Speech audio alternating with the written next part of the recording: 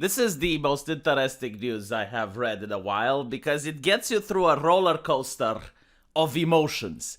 At first you read about it and you get angry. You're like, how is this possible? Why is no one being held accountable? And then you keep reading and it actually makes you happy and it's like, yes, and that's a good thing. That is a good thing that it happened. Trademark. So, apparently, a CEO fired 900 people on a Zoom call. So he got all these people there and then he said, if you're on this call, your employment here is terminated. So obviously people were upset. You have one guy, which is unidentified, but he says, fuck you, dude. Are you fucking kidding me? And this gets you upset. Why? Because all of these big corporations, they try to sell you the idea that you're part of the corporate family. They try to give you an education. Like in your own private time, they ask you to go and educate you about white privilege, and they try to enrich you as a person and make you a better human being in order for you to look at the corporation as if it's mommy and daddy, and they are there in order to help you through life. So they are part of your family. But then when they don't need you anymore, they get you on a Zoom call and they say you're fired. They don't even have the common decency to meet you face to face in order to treat you like an actual human. To at least tell you, hey, we're very sorry, but if there's anything we can do to help, let us know. Maybe we can write you a recommendation letter. Maybe we can tell you where else you can find employment, right? Because apparently, it's the corpo family. They really, really care about you. Since you were a child, they took you and they put you at the corporate bosom and they nursed you and they care about you and they want you to feel the same way. Yeah, right. Until you get fired, that is. So as you can imagine, people were really upset. They went at the CEO and they went to the press, and the press actually asked the CEO, and what the CEO said was the perfect response. See, I should be in the media because I know how to write the headlines. Like, people went to the CEO angry. What the CEO said was the perfect response. CEO fires 900 people, and that's a good thing. Here's 5 reasons why the CEO firing 900 people is a good thing. Am I not good at writing headlines? Hey, Vox. Vox, are you listening? I know you're listening. Hire me. Hire me. I'll write for you. I'll do a good job. I'll do a good job, Vox. Just tell me what to push and I'll push it. But anyway, right, so the CEO said that due to market fluctuations, he had to fire the entire diversity and equity team, saying that they were not necessary anymore. You guys know that at least 250 of the people terminated were working an average of 2 hours a day while clocking 8 hours plus a day in the payroll system. They were stealing from you, and they were stealing from our customers who pay the bills that pay our bills. Get educated. That is like such strong masculine energy coming from the CEO, Vishal Garg.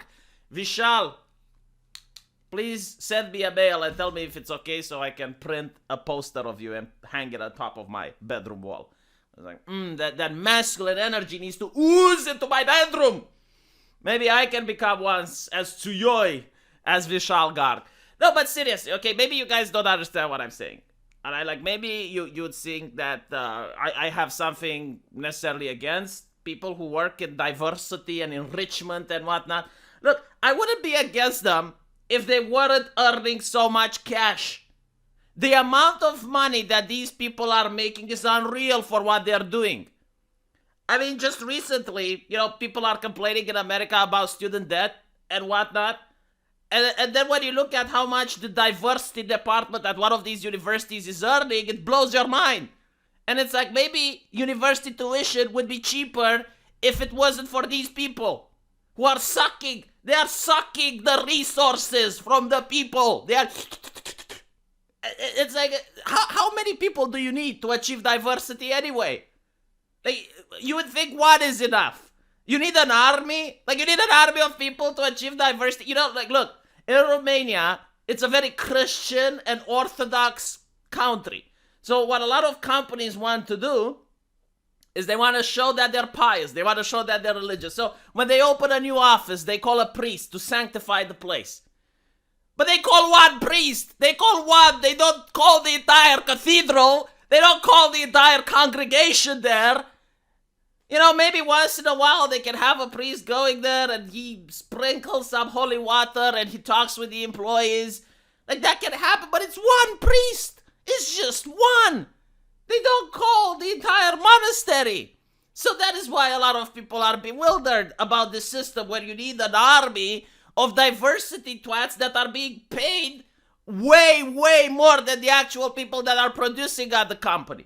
So if you know anything about corporate world, like, let me tell you how it's like. Think about an IT company, and you have the people that are actually building stuff, the people that actually need stuff for the company to keep going, and they're in an open office, which is hell on earth.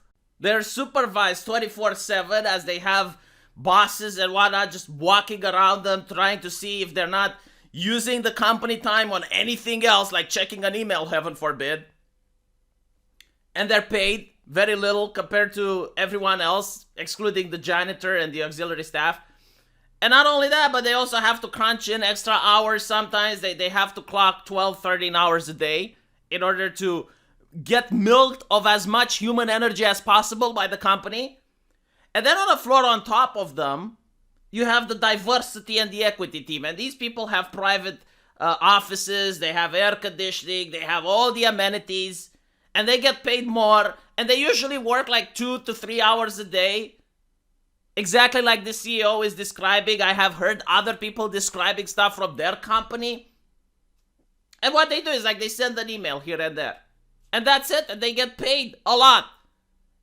Like, obviously there is animosity. So this CEO, you know, may have actually fired some actual people.